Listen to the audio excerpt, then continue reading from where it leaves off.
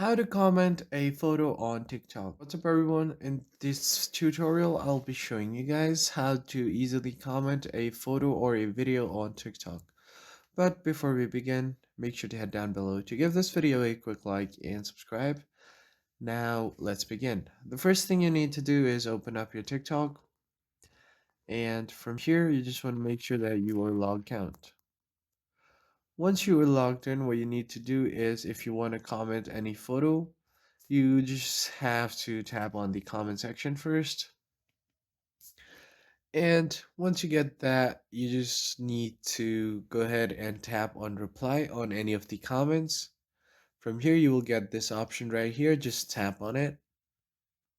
Now it will show you a reply that you can make to the comment that you're replying to. You can also take a video up to 10 minutes, or if you just want a photo, just tap right here. You can choose a photo from your gallery as well, or you can just click a photo right here and then tap on next.